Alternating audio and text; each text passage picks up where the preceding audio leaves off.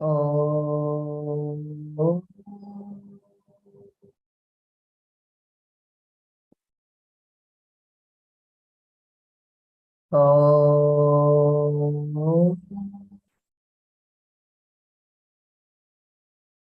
गुरुर्ब्रह्मा गुरुर्विष्णु गुरुर्देवो महेश्वरः गुरु साक्षात् परं ब्रह्म तस्मै श्री गुरवे नमः। ॐ सहना भवतु सहनौ भुनक्तु सह वीर्यं करवावहै तेजस्विनावधीतमस्तु मा विद्विषावहै। ॐ शान्ति शान्ति शान्तिः। नारायणं नमस्कृत्य नरं चैव नरोत्तमं देवीं सरस्वतीं व्यासं ततो जयमुदीरये। ॐ श्री परमात्मने नमः। अथ नवमोऽध्यायः राजविद्या राजगुह्ययोगः। श्रीभगवानुवाच इदं तु ते गुह्यतमं प्रवक्ष्याम्यनसूयवे ज्ञानं विज्ञानसहितं यज्ञात्वा मोक्ष्यसे शुभात्।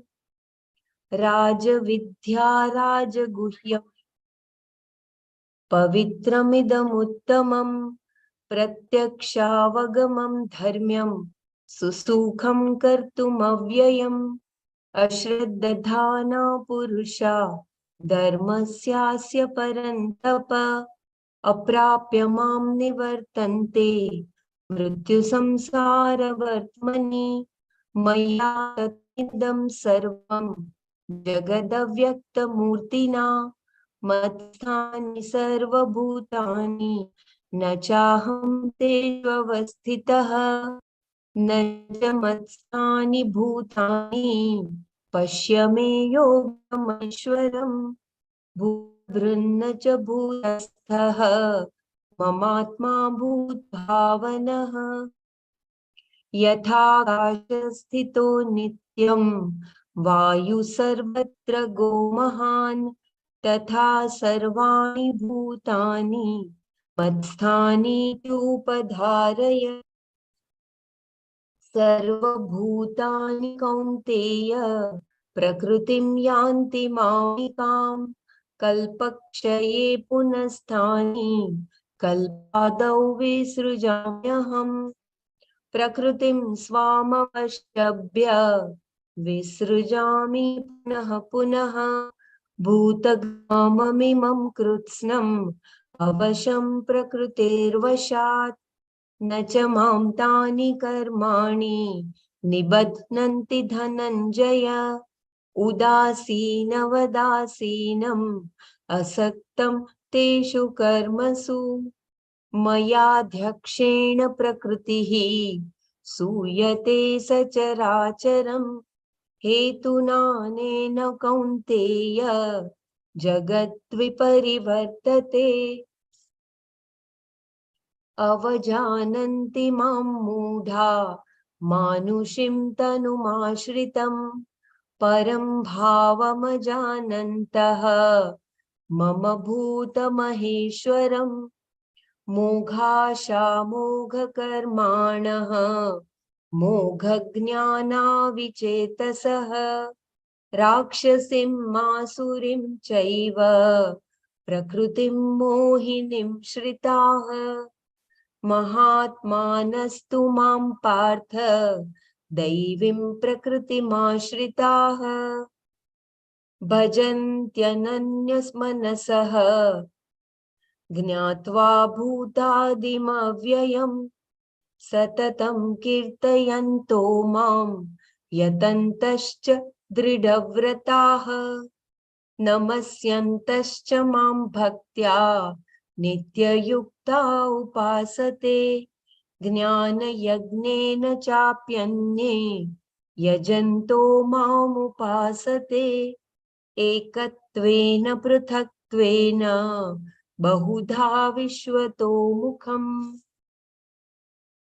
अहं क्रतुरहं यज्ञः स्वधाहम् अहमौषधम् मन्त्रोऽहमहमेवाजम् अहम् अग्निरहं हुतम् पिताहमस्य जगतो माता धाता पितामहः वेद्यं पवित्रमोङ्कार ऋक्सामयजुरेव च.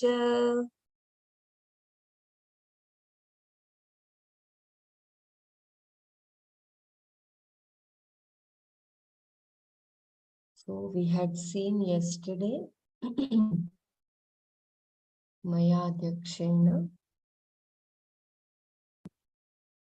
verse 10. I will just chant the 10th verse and its meaning, and we will browse through the text.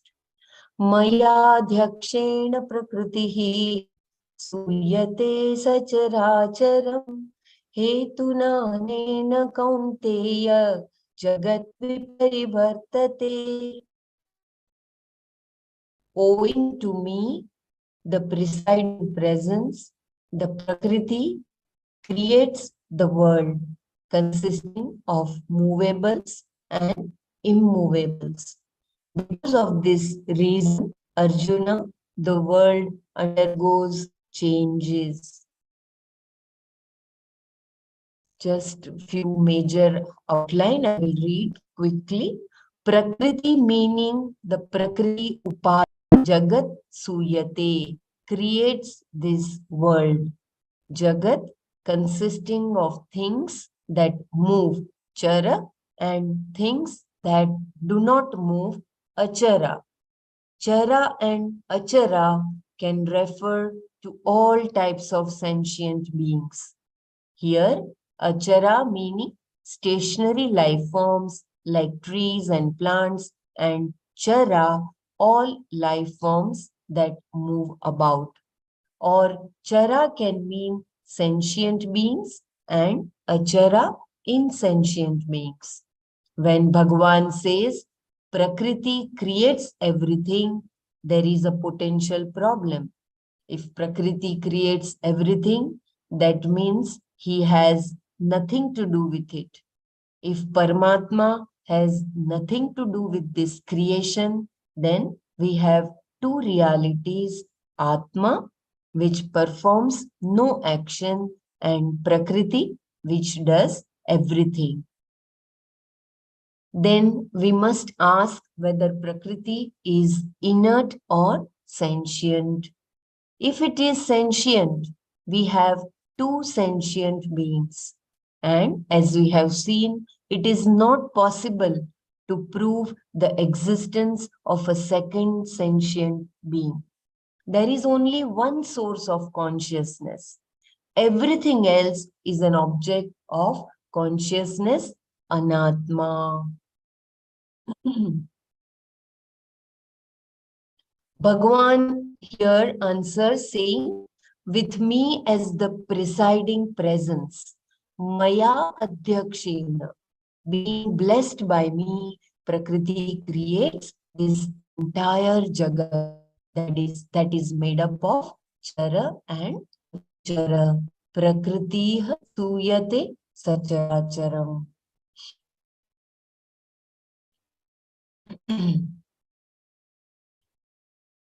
So Atma is called Deva here, and the word Eka makes it clear that it is non-dual.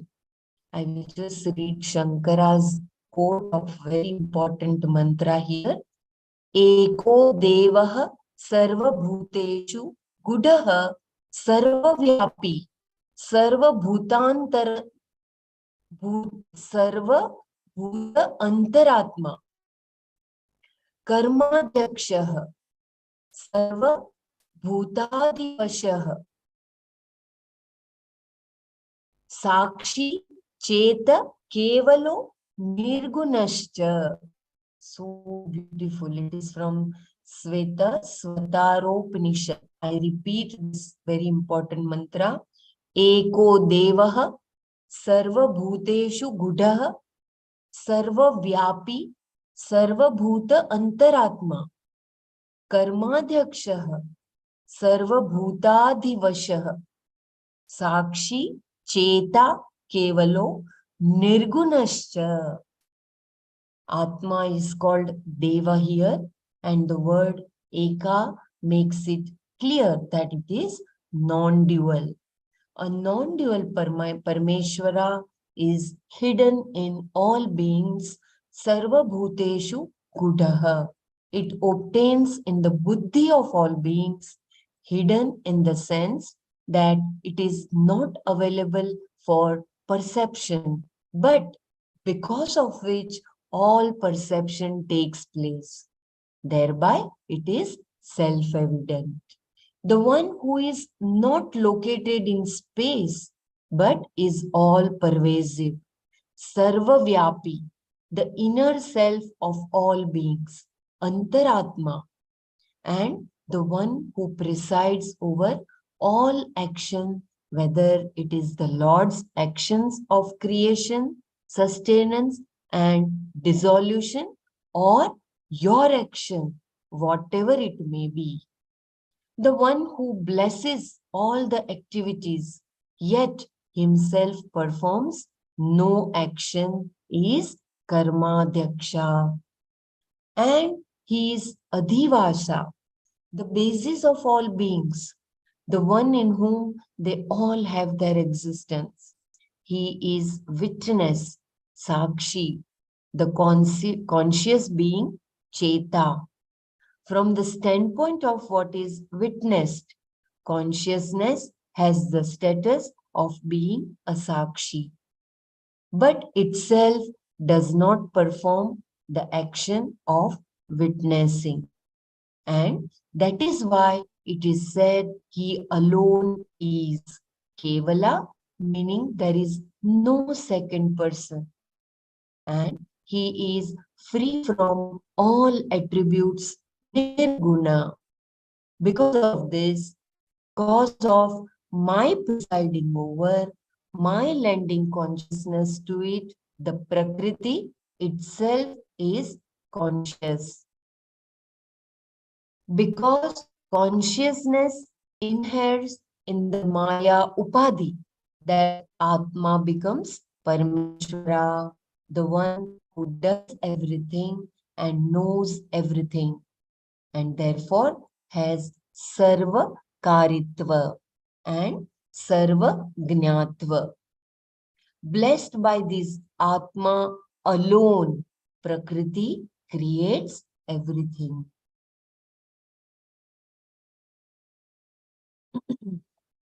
Because of this reason, Anena Hetuna, the world undergoes all its changes.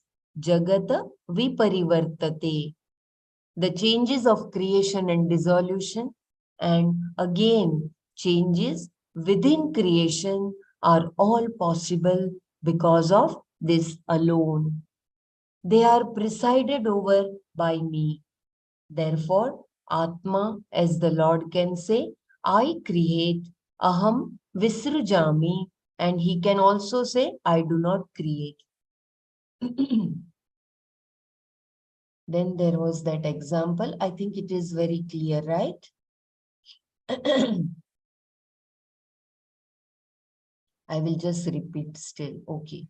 I thought you're reading this again, right? Because Yeah. she said.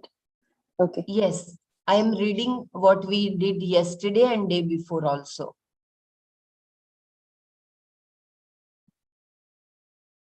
In your own case, I hope my voice is not breaking too much. If it is breaking, kindly let me know. You can read about Parmeshwar again. Atma and one Parmeshwar, both. Astu, astu.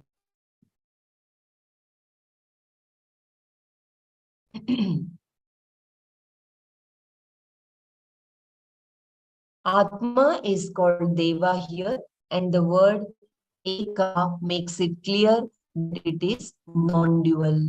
A non-dual Parmeshwara is hidden in all beings. Sarva bhuteshu gudaha. It contains in the buddhi of all beings, hidden in the sense that it is not available for perception, but because of which all perception take place. Thereby, it is self-evident. The one who is not located in space, but is all pervasive, sarva-vyapi, the inner self of all beings, antaratma, and the one who presides over all actions, whether it is the Lord's actions of creation, sustenance, and dissolution, or your action, whatever it may be. The one who blesses all the activities, yet himself performs no action, is Karmadhyaksha.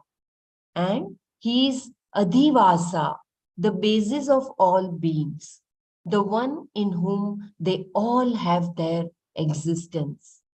He is witness, Sakshi, the conscious being, Cheta.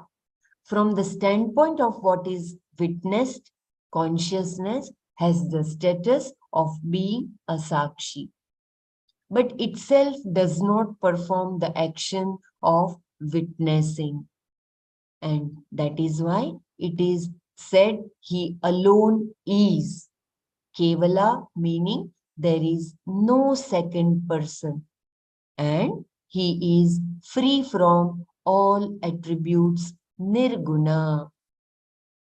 Because of this, because of my presiding over, my lending consciousness to it, the Prakriti itself is conscious. Because consciousness inheres in the Maya Upadhi, that Atma becomes Parmeshwara, the one who does everything and knows everything, and therefore has Sarvakaritva and Sarvagnatva. Blessed by this Atma alone, Prakriti creates everything.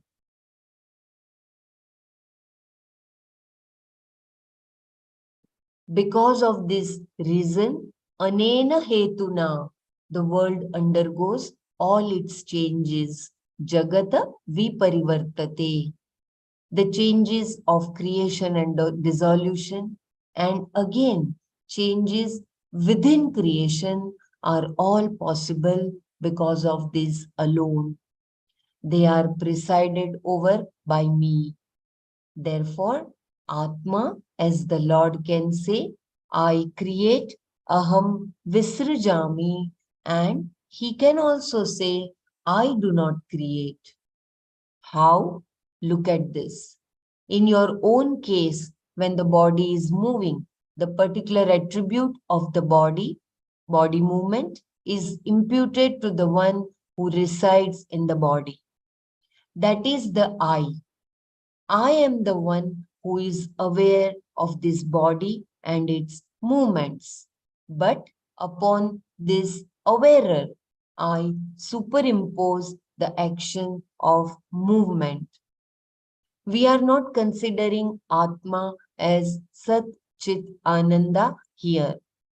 We are talking about the Jiva.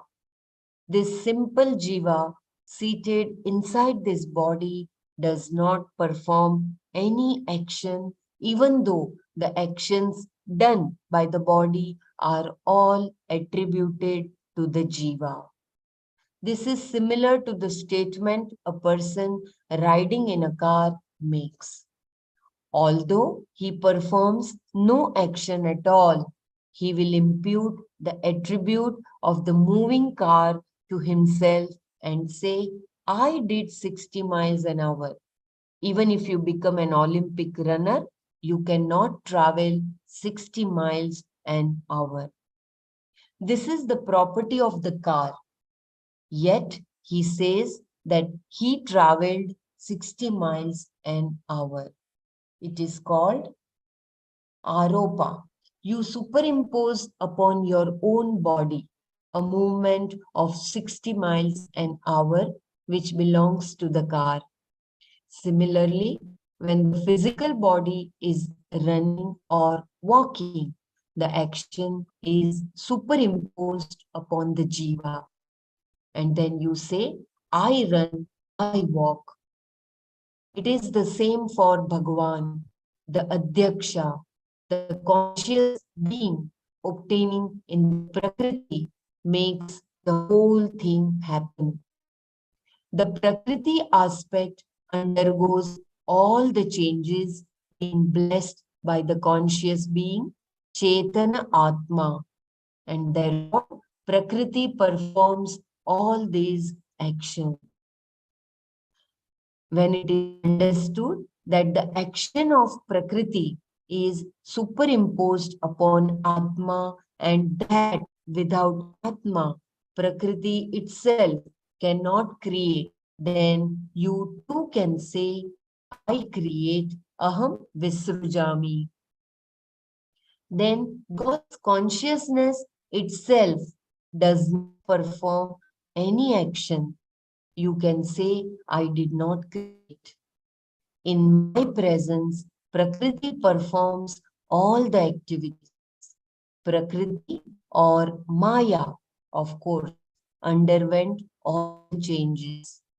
I remain in the Maya Upadhi as I always have not been performing any action. Udasinavada asina. It is important to note that Bhagavan includes the entire world here by saying Sacharacharam. When he says the entire Jagat is created by Prakriti, blessed by Atma, which itself performs no action, your body and all the five elements are also included in the Jagat. I read this sentence again. This is Prakriti Rahasya.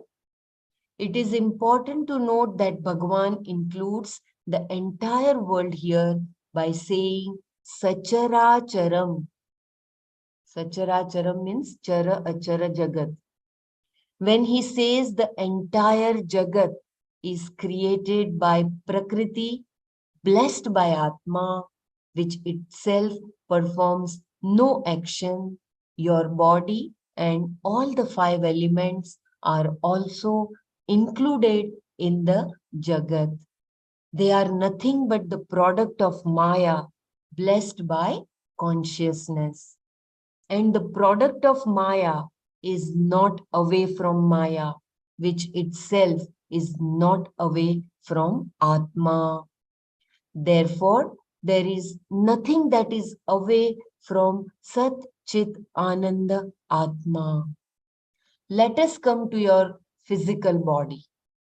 Is it created or not? Since it is a modification of Prakriti or Maya, this physical body is also created by Prakriti. Prana, mind and senses are all created by Prakriti. And behind this Sat Chit Ananda Atma. I repeat, and behind this is Sat Chit Ananda Atma. Therefore, your mind is functioning, being blessed by Atma alone. Every thought, vritti, enjoys Chaitanya Atma. It is the same whether it is your mind and its thoughts, individual Shrishti, or total Shrishti, the entire Jagat, because Atma is the same. Behind the whole scene of your personal creation or the total cosmic creation is this one Chaitanya Atma alone.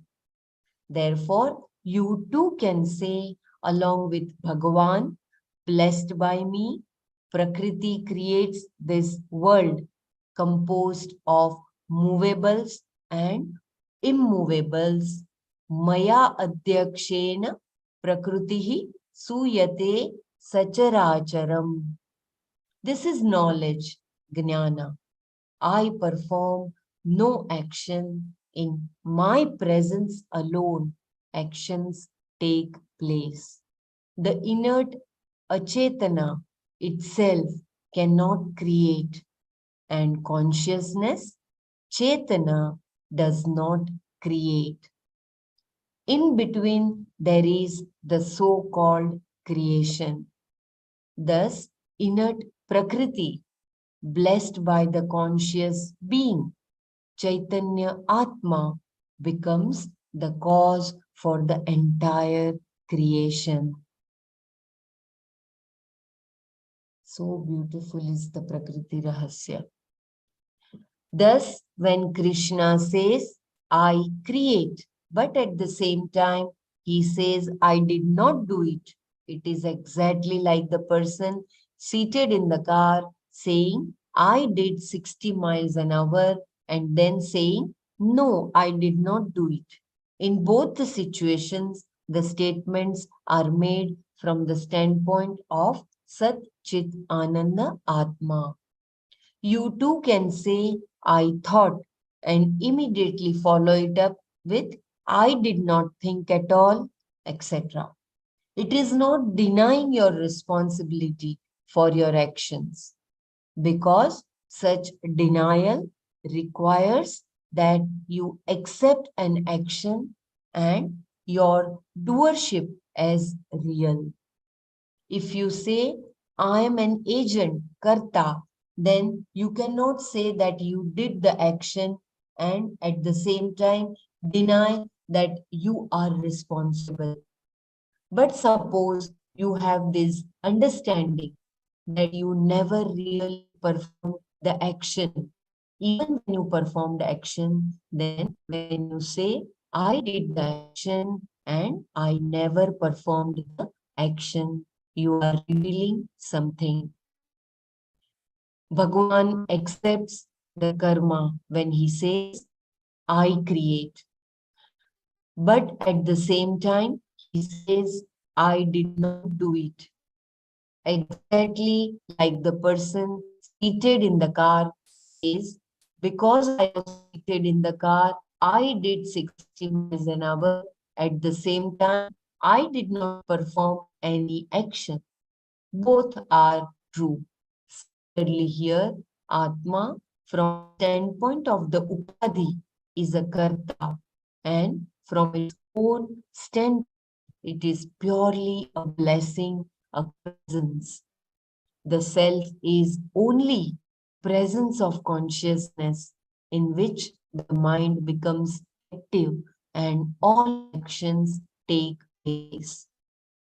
This is what we saw when Bhagavan said earlier in the 4th chapter. The one who recognizes actionlessness in all actions is a wise man. Karmani akarma yaha pashyati saha buddhiman. That wisdom is being talked about here. This entire Jagat is changing because of the Prakriti, which is blessed by me. Therefore, I can say, I create, I sustain, I destroy, and then I can say that I did not do anything because I am like a witness. Thus, all contradictions are resolved. Shankara describes your own experience here and says, Drishi karmatvapatti nimitta hi jagatah sarva pravrittih. Any activity in the world is because it is an object of consciousness. For example, a desire in your mind is known to you. It is the object, karma, of consciousness, drishi, in the sense that consciousness lights it up.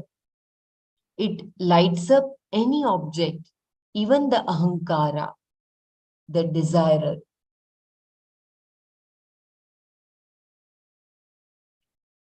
Yeah, Brahmaraji, I can continue reading for another 10-15 minutes. But if my voice is breaking too much, then please take over. If my I can still continue for 10-15 more minutes.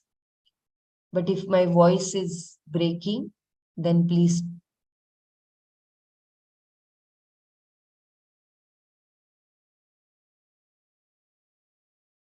It lights up any object, even the ahankara, the desirer. Astu.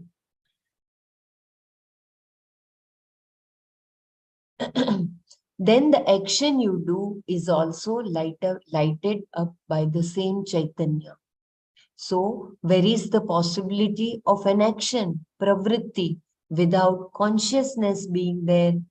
At the same time, consciousness itself performs no action. All the factors involved in an action, the karakas such as the subject, object, instrument, etc., are all lighted up by the same consciousness. It only lights up, performing no action. Therefore, you can say, I am not a doer, aham akarta. But without the lighting up, there is no question of any action. How are you going to fulfill a desire without recognizing it? And you have to be there to recognize it. If this is clear, then you see how you can say, I did everything at the same time, I did not do anything. I am the karta, I am the akarta. It is a common misunderstanding that the objective of this knowledge is to eliminate the ahankara.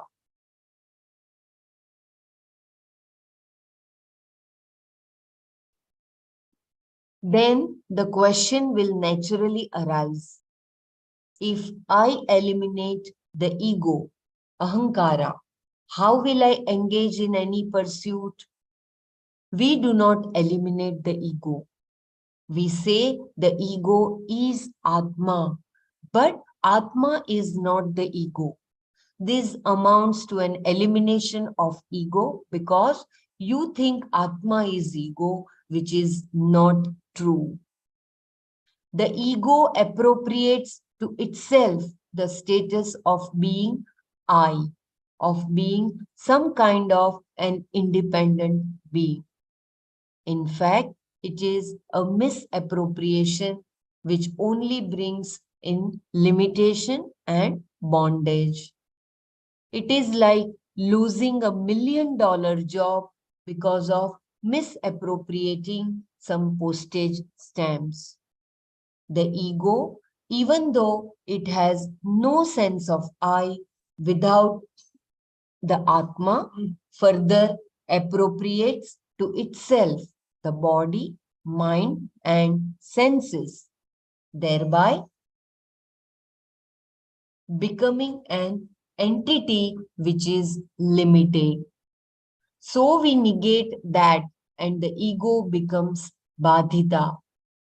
Enlightened, one continues to be an entity, but at the same time, much more than what one thought one was.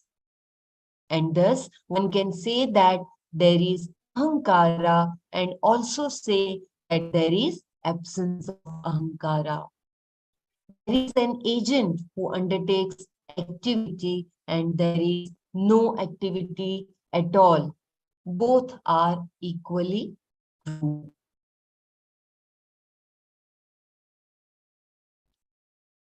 I think there is too much of breaking of voice. I repeat this last. It is like losing $1 million job because of misappropriating some postage stamps.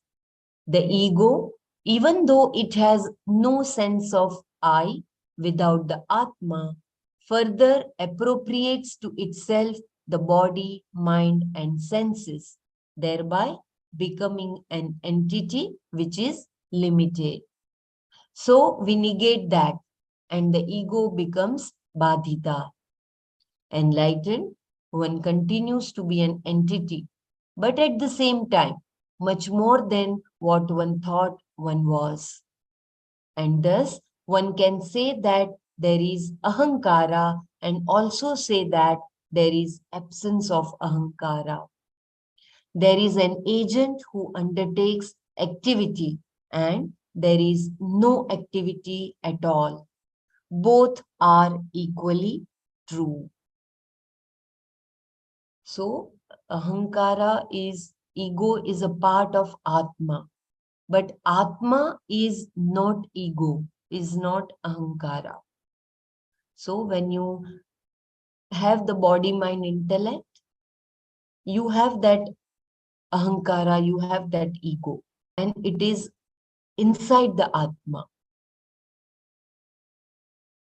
Shankara tells in detail the nature of this pravritti. I enjoy this particular object. I see this.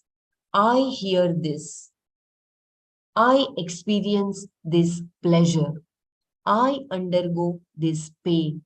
For the purpose of that alone, I will perform this action and I will know this, etc. What he wants to show is that the nature of pravritti is such that it has its being in consciousness. When I say I see, the fact that I see something implies knowledge, consciousness. When I say I see, the seer has its being in consciousness. The sight has its being in consciousness. The object of sight is also non-separate from your consciousness. Once you say, I see this, this after all is the object of your sight. How is it away from your consciousness? And therefore, nothing, the seer, seen, sight is separate from consciousness. Similarly, how can you say, I enjoy, unless you light up the enjoyer, enjoyed, and enjoyment? Therefore, all this pravritti, I will perform this action, I will know this object, I know this object, I am seeing this object, I am hearing this object, has its being in consciousness and resolves in consciousness. Once one such pravritti is over, you are ready again for something else. That also resolves in consciousness, and again you are ready for another thing. It is so intelligent, like a camera, even better. A film is exposed to objects in terms of light and registers an image. But that can happen only once. The film cannot be cleansed and used again. So once it is exposed, it is finished. Here it is not like that. Look at this. The mind is exposed and the image of the object transpires there. Then it is gone and the light, Atma, is there. The eyes require some light, as does the camera.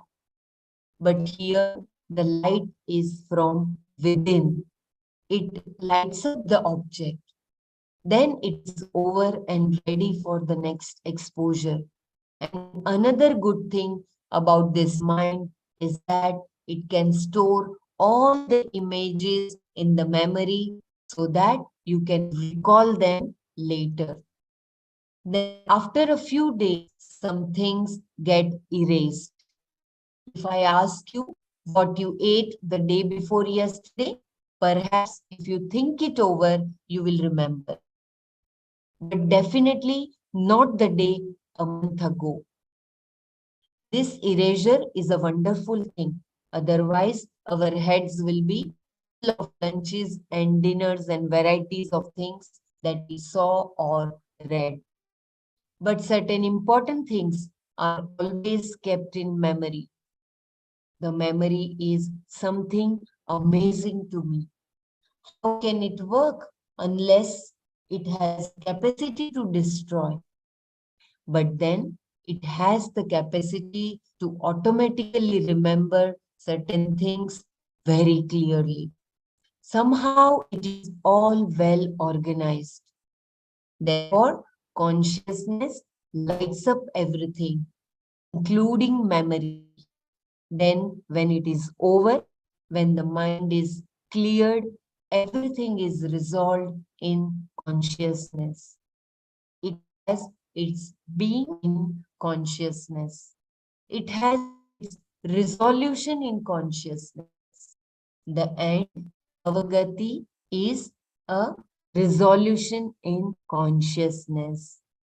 There is a lot more in this which we will see further. In the last two verses, we saw that Prakriti creates the world consisting of things that move and things that do not move. It also sustains and destroys it. Destruction is in the sense of dissolving creation back to itself. Prakriti can do this, Bhagwan says, only because it is blessed by me. With Paramatma as its basis, Prakriti creates everything. Without this basis, it cannot be conscious and therefore cannot create. Prakriti, also called as Maya, draws its existence from Paramatma and is conscious because of Paramatma and therefore can create by itself. If the word I, aham, is used keeping the Maya Upadhi in view, the Lord can say, I create, aham srijami. But in reality, that aham is purely Paramatma. And to say that I create is only a referential statement. Then again Bhagwan says, these actions do not affect me at all. Nachamam tani karmani nibadnanti. Because I am like one who is absolutely indifferent. Udasinavata. This is from my own standpoint, from where there is no action at all. We have two types of statements here, which understood together is jnana. Similarly, when you say, I do, aham karomi, all this is involved. The action that obtains in the upadhi, such as the body-mind sense complex, is superimposed upon the self. And then you say, I do. If that is understood, the fact that you do not do anything, even when you seem to do all types of actions, should also be very clear. It is for this reason Bhagwan says that these karmas do not bind him. May I request Brahmaraji to take over, please?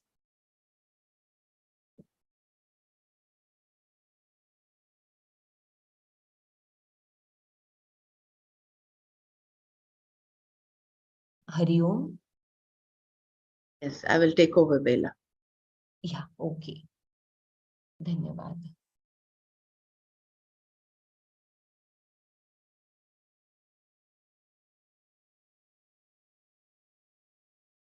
Just give me a minute. I will share screen as well.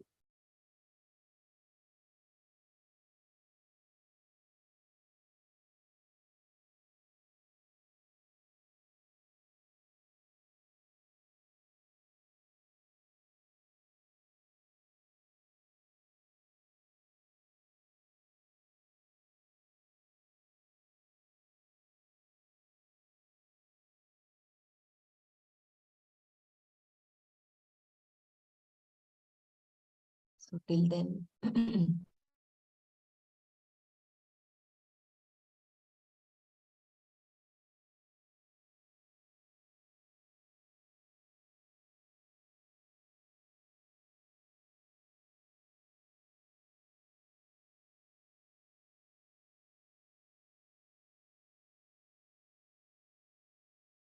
We stop here, right? For whom is the creation? Yes, yes. Shankara poses an interesting question here.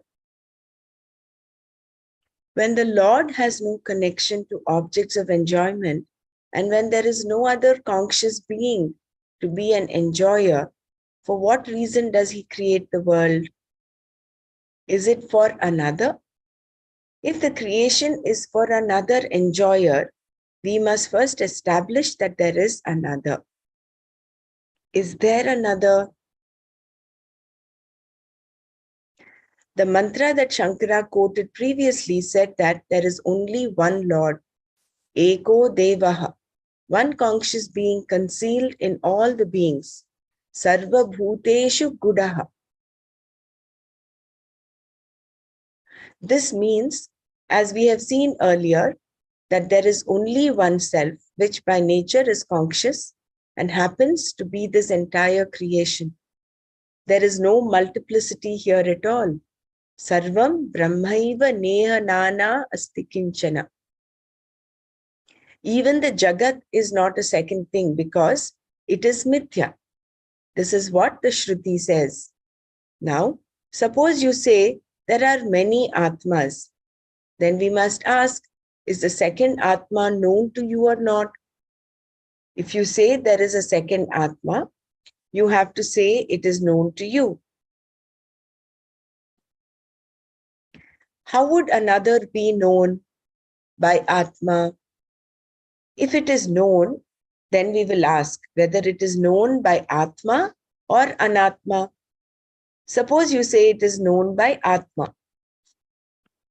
To know there is a second Atma, you must be able to see the difference between your own Atma and the second Atma. To do that, you must first see what is the peculiarity in your Atma that makes it distinguishable from the second one. If you look into your Atma, what do you see? White or black? If you see a black Atma, does the blackness belong to Atma or Anatma? If it belongs to Anatma, how can you say it is you? If it belongs to Atma, how are you going to see it? A property of Atma which you have to see should be an object. And Atma being yourself, you can never see it as an object. In order to see anything, you must have kartra karma bheda. The seer must be different from the seen.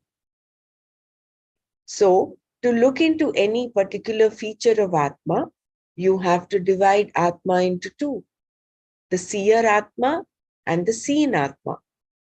How can you say that Atma is both seer and seen? It is not possible at all. So, you cannot see the features in your own Atma which will distinguish it from another Atma.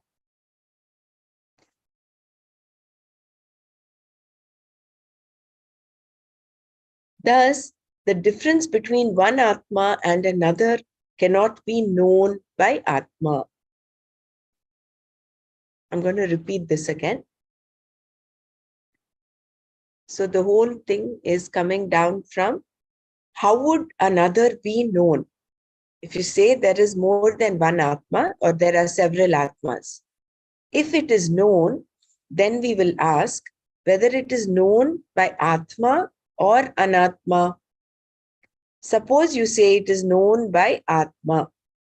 To know there is a second Atma, you must be able to see the difference between your own Atma and the second Atma.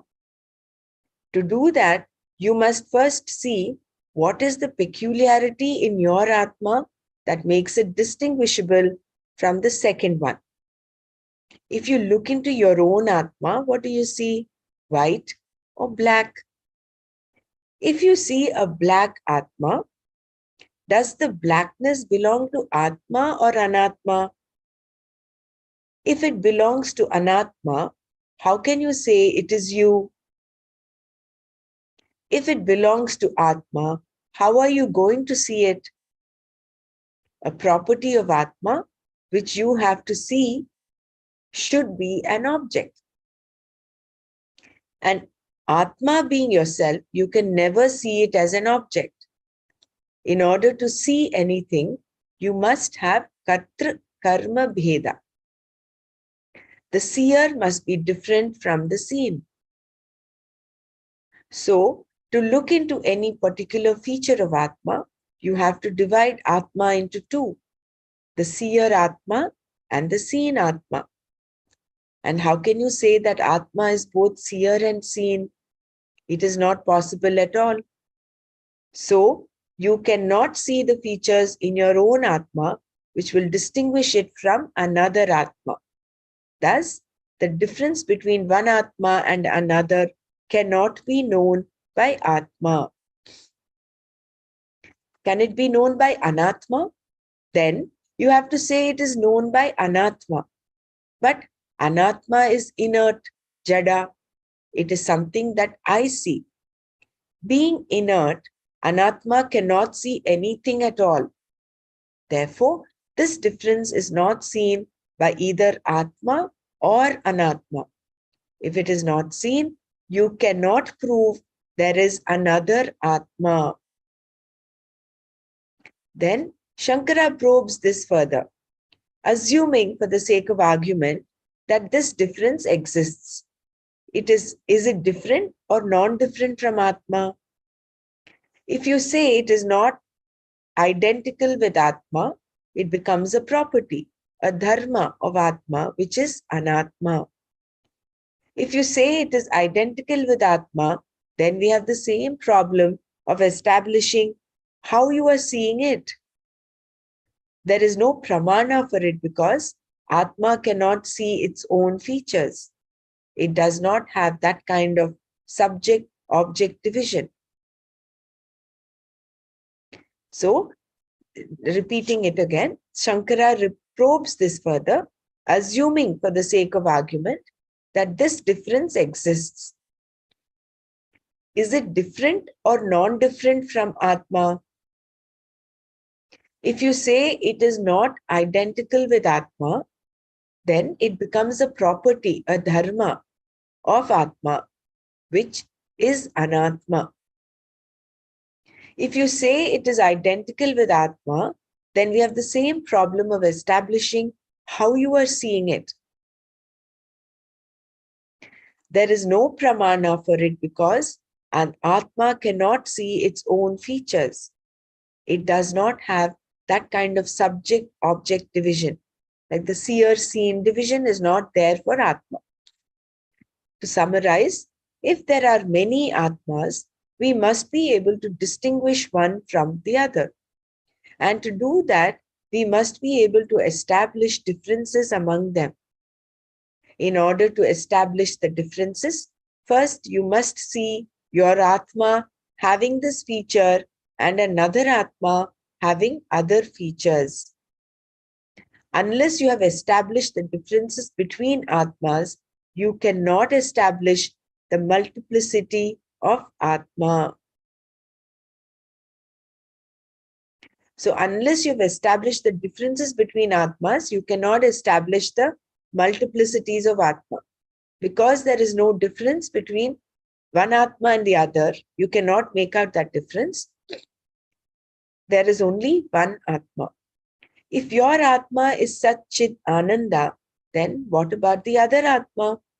If you say Atmas are many and all of them are Satchit Ananda, how can there be another Ananda other than this Ananda, which is limitless?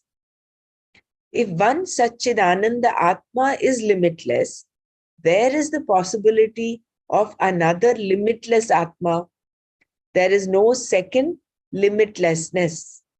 That is why you can say along with Ishvara, Maya Adhyakshena Prakritihi Suyate. That is knowledge. The whole teaching is that you should be able to say, along with Lord Krishna, by me, everything is presided over. Because when he says me, that me is Satchidananda Atma, and there is only one Satchidananda Atma. So the knowledge that all of us are pursuing and that we have to attain, recognize, is that I am Satchidananda. There is only one Satchidananda. And Maya Adhyakshena Prakritihi Suyate Sacharacharam. Can perhaps a second Atma be inferred?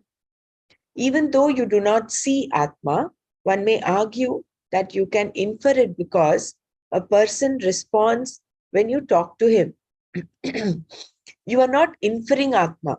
You only infer that the mind is present.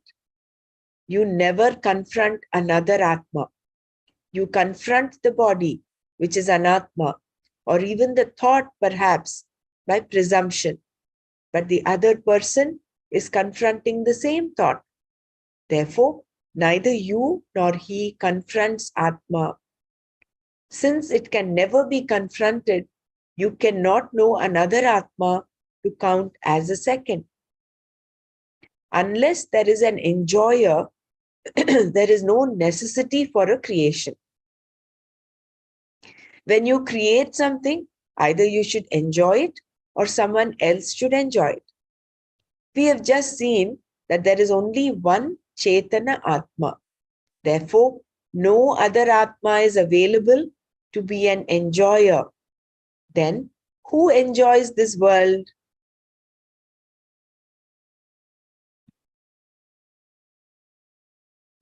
Is the creation meant for Ishvara himself? If Srishti is for its own sake, Paramatma should enjoy the Srishti, and to do that, it must become an enjoyer. Now, to enjoy something, there must be a change on the part of the enjoyer. Previously, he was not enjoying, now he is. Because enjoyment is a state of experience. It is something that did not exist before, exists now, and will not exist later. You enjoy for the time being. Enjoyment being a particular mental disposition, vritti vishesha, there must be a change, vikriya, into and out of that state. So, Paramatma should undergo a change in order to be an enjoyer of the Srishti, which it has created. Shankara says that Ishvara does not undergo any change whatsoever. He is avikriya. So, Paramatma cannot become an enjoyer. That is one reason why the creation cannot be for itself. Further, Paramatma does not have any sense of inadequacy that would prompt it to have a thought to create. Atma is paripurna, one who is limitless, who is full. When there can be no desire to become complete, why would he create the world? So, Paramatma can neither create nor enjoy the creation. Thus, no one can say anything about the creation of the world. The question, why creation, is untenable. When Shankara asks, why this creation, what answer can you give? Shankara says the question and answer are both untenable. If you say that there is only one Atma Chaitanya, there is no other Bhokta. In that case, why do you ask this question? You seem to understand non-duality, so there is no question.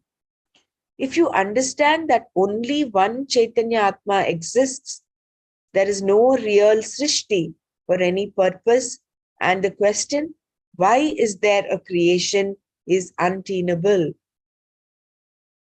When even to ask the question is not proper, To answer it is certainly not proper.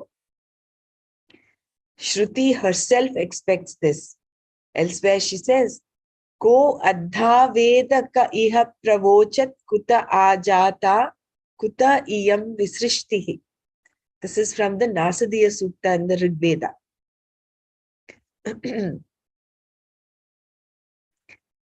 Ko adha, ko kaha who, adha directly, Veda knows this Paramatma. Kaha who, iha here with reference to this Paramatma, pravochat can talk, kuta from where, ajata has this creation come, kuta where is, iyam visrishtihi this creation. Who knows this Jagat? Who exactly knows everything? Who is the one who sees the world? There is no Jagat here to see. Other than Atma, you cannot see the Jagat. And in the Atma, you do not see the Jagat at all. Who would be able to talk about this subject matter? Meaning, who would be able to answer a question like this? Nobody would, because there is no Jagat. Look at this wonder. From where? From where has this Srishti come? This repetition as kuta, etc. is for the sake of showing perturbation, sambhrama, as when you say, where is he? Where is he?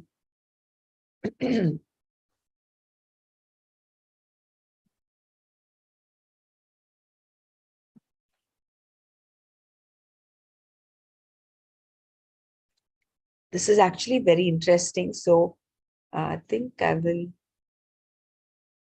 question is untenable. I think maybe we will stop here. We'll do this tomorrow because very beautiful questions that all of us have also had. Why this creation? Who is the enjoyer? I will just read this one part and then we'll break for Manana. Is the creation Bhagavan's Leela, amusement? Some argue that it is Bhagavan's Leela. Then his play is my back pain, my heart attack, my stomach ulcer. What kind of play is that? If he plays and makes me play too, then we can say Bhagavan is just interested in play. So he created some others to play with. But it must be play for the others or it is sadism. And we see that the world is not play. So we cannot say it is Leela. Even if it were play, play is for someone who wishes to enjoy. If Atma is avikriya, then how can there be Leela for Atma? In pure Chaitanya, there is no Leela. And there is no purpose in it because Ishvara has no sense of limitation or inadequacy, which would motivate him to create something. There is no purpose, prayojana, even for Ishvara, much less for Paramatma. Ishvara is the Atma obtaining in the Maya Upadhi, making Atma omniscient, Sarvajna. The omniscient Atma cannot be a desirer because he has no sense of limitation or inadequacy.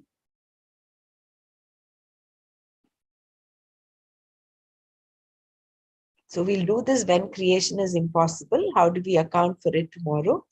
We'll all close our eyes and just reflect on what we have learned, what we have listened to.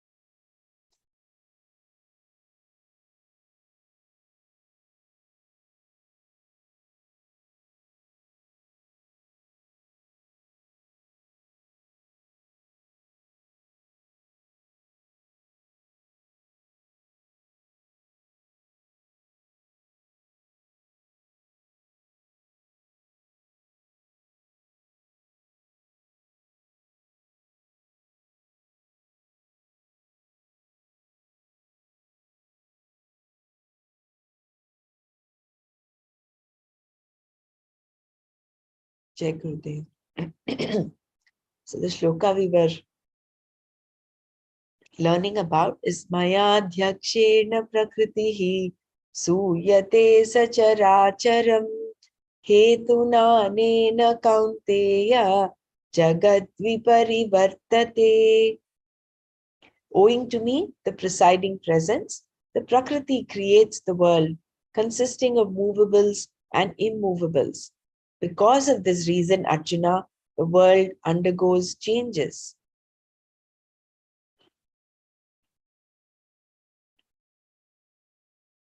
So very beautifully, Swamiji has dissected the whole logic of creation, and he's actually answering. Shankara in Shankara's Bhashya talks of how it is only the Prakriti that creates. Ishvara is, Atma is changeless, it's limitless, and it is Satchit Ananda. So when that is the case, there cannot be another second Atma. And so beautifully, with very logically, Shankara dissects the whole thing of how there cannot be a second Atma. Because Atma is oneself, you cannot see Atma as an object. If you're able to see it as an object, as perceive it, then it must be Anatma. Because you can see your body, you can see your thoughts, you can see your mind. So all that becomes Anatma.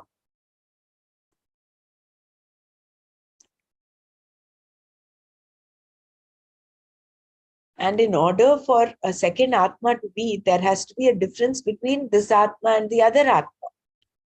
And if this Atma is Satchit Ananda and it is limitless, there is no space for another Atma. And then he goes on to ask those questions. Shankara raises those questions. Then what is this creation for? Is it for the enjoying? Is Ishvara creating, Prakriti creating this for who is the enjoyer? Who is the bhokta? So I will, let's all of us share. Maybe some of you can also share.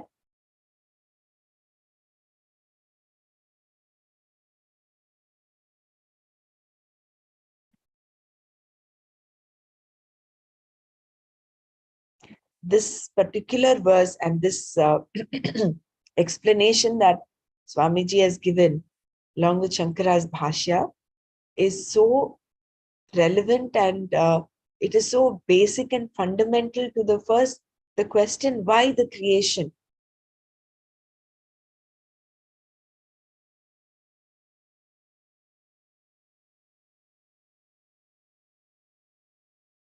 In one stroke, he actually negates that Ishvara has done this for his enjoyment. Because in order to enjoy, you should have had a state of no enjoyment. And then there is a situation where you enjoy. And then there is, you come out of enjoyment. So then there is again so all this means that there is a change. Whereas Atma is changeless. It's limitless. So in that full space, it's paripurna. There is no inadequacy in Atma. So how can there be a state of enjoyment? So therefore he negates that the Srishti is Bhagavan's Leela. Because somewhere I think earlier it was mentioned that Ishvara has created this for us as Leela. That is how some people answer it. Creation is Bhagavan's Leela. So how can Bhagavan's Leela be a pain for someone? I mean, that amounts to sadism. So if it is Leela, it has to be play, and it has to be play for everyone. So therefore, he negates it. Shankara says, Eko Devaha, and Atma is avikriya. It is changeless. It is not changing. What changes is only the Jagat. And Jagat is not real. So it is just a superimposition on the Atma. And that is the knowledge that we realize that We are Satchidananda Atma. And Mayadhyakshena Prakriti Suyate Sacharacharam. So basically that means we are the center of our creation, each one of us. We are the center of our creation. Because see, what goes on in my mind is different from what goes on in maybe any of your mind.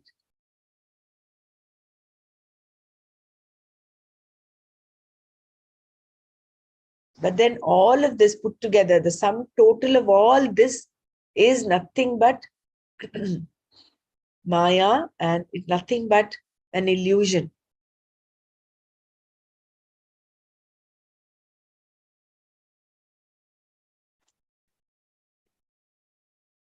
Does anybody else want to share?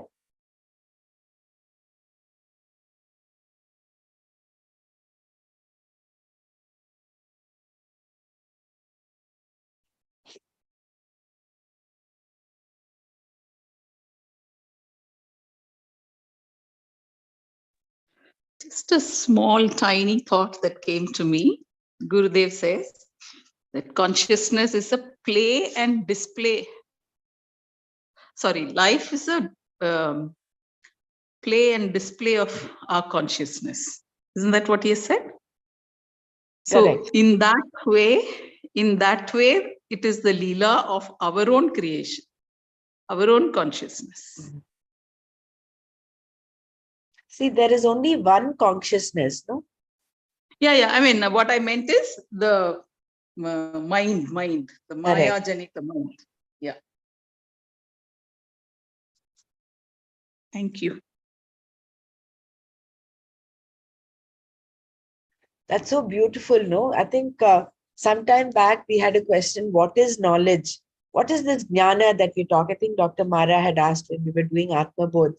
What is this knowledge that we're talking about? That jnanat eva tu kaivalyam.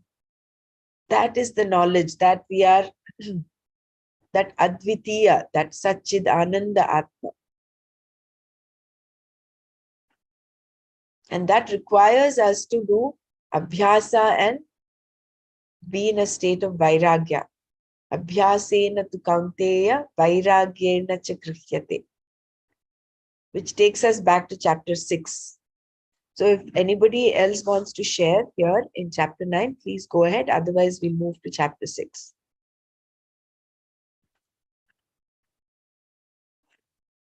I think it's worth going through this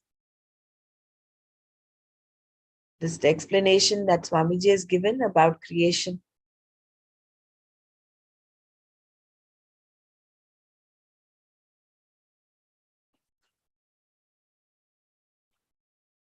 So yesterday in chapter 6, we looked at the importance of a mantra, importance of japa in answer to answering Arjuna's question of Chanchalam hi manah Krishna, Pramadhi balavadridam, Tasyaham nigraham manne vayoriva sudushkaram. And he says that Krishna answers him, Abhyasena tu kaunteya vairagyena cha grihyate. And he agrees with Arjuna that yes, the mind is agitation, mind is difficult to control, because that is the nature of the mind. So how, when mind is unpredictable, you cannot predict when what the next thought is going to be. The importance of japa comes up when japa is where you can predict what the next thought is, because there is repetition.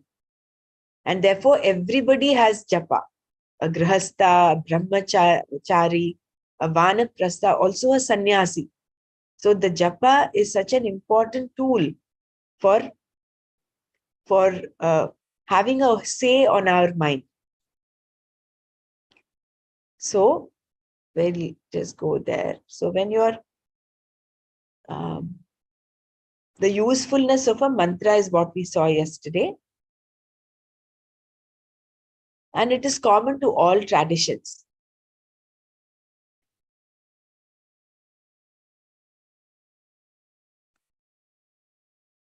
So here, Atma is as though the object of meditation in order to make the mind abide in the Atma, to make the mind Atma Samstha. This abhyasa, this practice, is the meditation that is in keeping with the teaching. The repetition itself is called abhyasa. Even in Sanskrit grammar, abhyasa means duplication.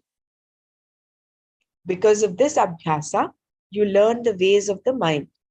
You come to have some insight about it. In this particular abhyasa, even the object of distraction becomes an object of meditation, as discussed earlier. Wherever the mind goes, there I turn my attention. Yatra yatra manoyati, tatra tatra samadhayaha. This turning the attention from one thing to another becomes contemplation, in which the attention moves from the object to the very basis of the object, Atma. Therefore, there is no real distraction. So even if you're getting another thought, you go to the basis of the thought, which is nothing but Atma.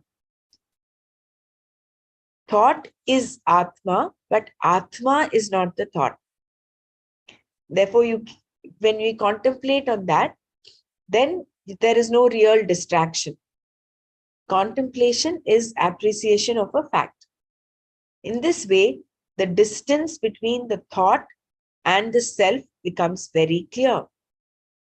The thought is this. Thought is not everything. Thought is imbued with the self. This becomes very clear. Imbued means thought is, let me just see the dictionary meaning of imbued.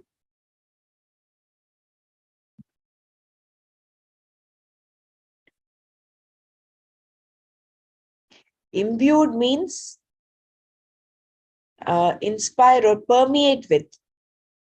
His works are imbued with a sense of calm. So it means that is permeated with. So thought is imbued, is permeated with the self. This becomes very clear. And if I turn my attention towards the self, it becomes contemplation. I appreciate the self as independent of the thought. The more you appreciate this fact, thought becomes purely a role. It is not taken as everything. This is the distance that we come to know. A distance that does not imply physical distance or a particular condition of the mind. It is insight, appreciation itself. And this appreciation becomes the reality. This then is the practice that Krishna says would enable one to master the mind. So when we get a thought, it is not that you just get carried away by the thought, which might happen in the usual sense, usual manner, but then you appreciate that the thought is imbued with the self. And then that creates that distance between that insight that the thought is the self, but the self is separate from the thought. So I appreciate the self as independent of the thought. The more you appreciate this fact, and then this we have to keep doing punah punaha. Thought becomes purely a role. It is not taken as everything. This is the distance that we come to know. What comes to my mind is the role. When he talks of role, it is like a person playing a role in a movie or in a theater, in a drama piece. He is only playing a role. Similarly, this thought just becomes a role. It is not everything. So this is not a physical distance or a particular condition of the mind. It is insight, appreciation itself. And this appreciation becomes the reality. This then is the practice. So when we keep appreciating this, that the self is independent of the thought, then we have that chance, that the opportunity to revel in that the self is Satchidananda Atma, which is nothing but the knowledge. Why the mind wanders? The second means for making the mind abide in itself, mentioned here by Krishna, is vairagya, objectivity. Why does the mind go here and there in the first place? The mind goes elsewhere purely due to lack of interest.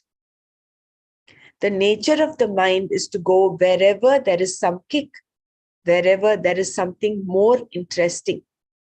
Some interest must be there, and towards that it goes. Thus, without your trying to dwell upon anything in particular, the mind naturally goes towards the objects that it finds more interesting. The mind goes towards an object of love and towards an object of pain also, since pain means that something requires attention. These are the two places towards which the mind goes without any effort on your part. Why? Because one is interesting and the other requires attention. In an object of love, there is a certain joy, a certain pleasantness to which the mind naturally goes. And towards any object that hurts you or has hurt you, the mind also goes quite naturally. One is positive, whereas the other, being something that requires attention, is negative. Objects of pain can be taken care of by abhyasa, whereas vairagya is with reference to objects of love. By abhyasa, a certain distance can be developed between oneself and the pain, although this may take some time.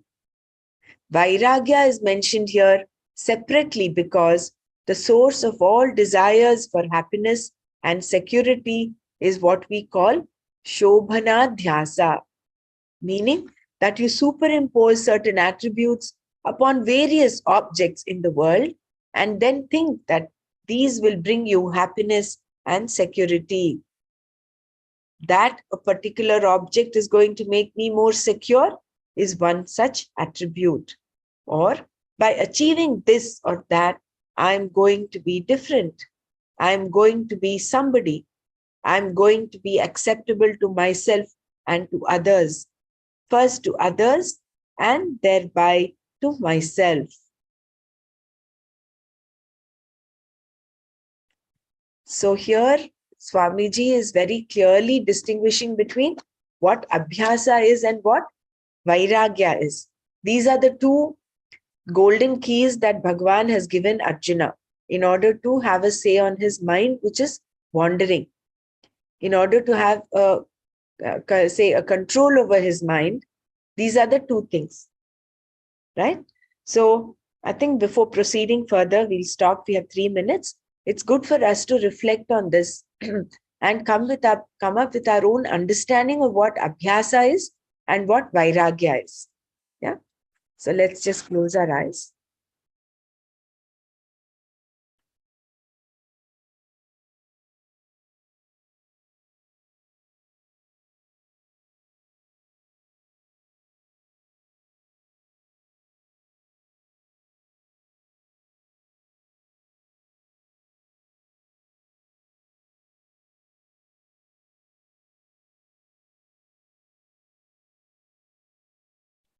Jai Gurudev.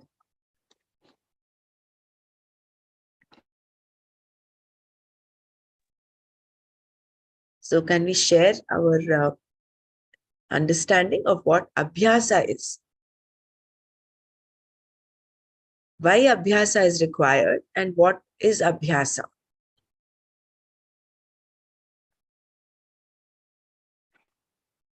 Stop the share so that we can just share.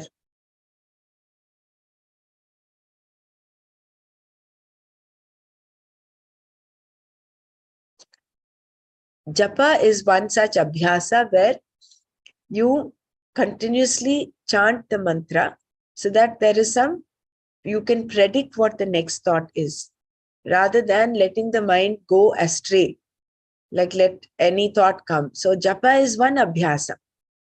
And even when you're doing japa, for instance, or when you're meditating, when the mind wanders and there is, instead of being rooted to the object of meditation, here, which here as though is Atma. So when it goes astray, it goes to a thought. For instance, there is a thought that just springs up. Instead of dwelling on the thought, you create a distance between the thought and you. That is, you look at the basis of the thought, which is nothing but Atma. So then you're creating that inside, that distance between the thought. The thought is imbued with Atma, is permeated with the self, but the self is independent of the thought. So when we are able to do this, and we have to do this repeatedly, again and again, it is like you are in that witness consciousness, that you are stepping aside and you're seeing all this happening in as if you're watching a movie. So that distance, creating that distance again and again is abhyasa, in my understanding. So maybe you can also share.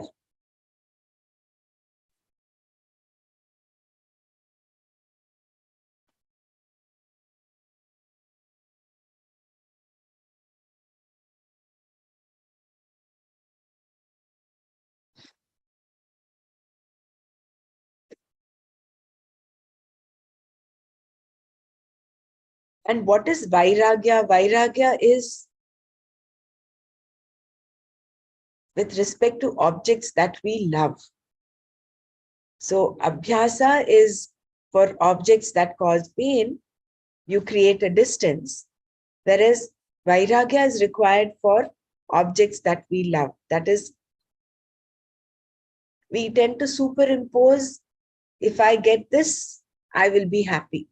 Not understanding the fundamental error is that we consider ourselves to be insecure, inadequate, and therefore we go on superimposing our happiness on XYZ, on situations, on people, on achieving something.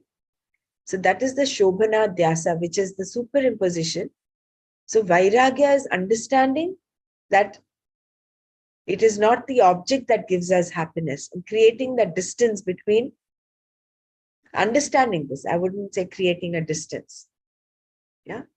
So we'll take this up tomorrow again. If anybody wants to share anything, please do. Otherwise, we'll close for today.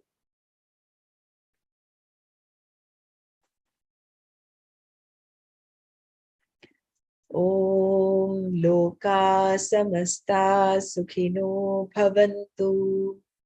Om Shanti Shanti Shanti.